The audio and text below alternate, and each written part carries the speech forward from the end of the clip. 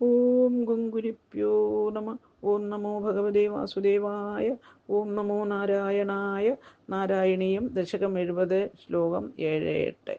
പീതാംബരം കരവിരാജിത ശംഖചക്ര കമോദഗീ സരസിജം കരുണാസമുദ്രം രാധാസഹായമതിസുന്ദരമന്ദഹാസം വാതാലേശമനിശം ഹൃദി ഭാവയാമി.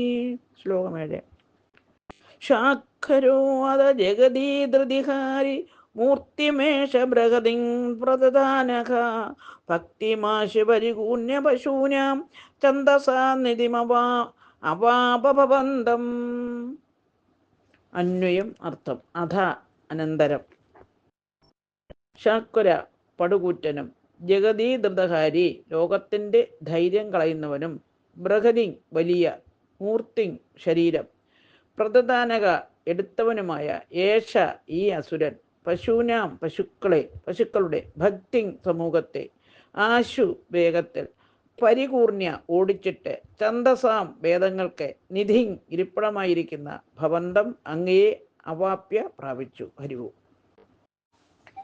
സാരം. ഭയങ്കര രൂപമെടുത്തവനും ലോകത്തിന് ഭയം നൽകുന്നവനും വൃഷഭ വേഷധാരിയുമായ അരിഷ്ടൻ ഗോകുലത്തിലെത്തി ഗോപന്മാരെയും ഗോക്കളെയും ഓടിച്ചിട്ട് ഭഗവാൻ കൃഷ്ണനോട് ആഞ്ഞെടുത്തു. ഹരിവു. ഓം ഗുങ്കുരിപ്യോ നമ. ഓം നമോ ഭഗവതി വാസുദേവായ. ഓം നമോ നാരായണായ. ശ്ലോകം 8. തുംഗശൃംഖമുഖമശ്വഭീയന്തം സംഗൃഹയ്യരവസാദഭീയം ത്വം ഭദ്രരൂപമവിദൈത്യമഭദ്രം മർദ്ദയൻ അമരയാസുരലോകം. അന്വയം അർത്ഥം. തുംഗശൃംഗമുഖം ഉയർന്ന കൊമ്പിൻ്റെ കൂർത്ത അറ്റത്തോടു കൂടിയവനും, ആശു അഭിയന്തം വേഗം നേരിട്ട് വരുന്നവനും, അഭിയം പേടിയില്ലാത്തവനും, ഭദ്രരൂപമഭി അമംഗളനും കാളയുടെ എടുക്കാത്തവനുമായ, അഭദ്രം കാളയുടെ രൂപമെടുക്കാത്തവനുമായ,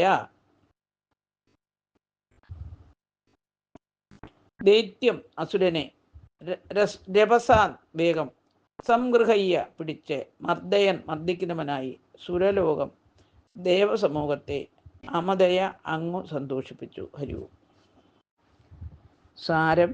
ഉയർന്ന നിശിതമായ അഗ്രങ്ങളോടുകൂടിയ കൊമ്പുള്ളവനും ഭദ്രരൂപനെങ്കിലും ലോകത്തിന് അമംഗളനും നിർഭയം നേരെ വരുന്നവനുമായ അരിഷ്ടാസുരനെ കൊമ്പുകളിൽ പിടിച്ച് ഭഗവാൻ അടിച്ചു കൊന്നു. ഭഗവാനും ദേവന്മാരും സന്തോഷിച്ചു. ഹരിവു.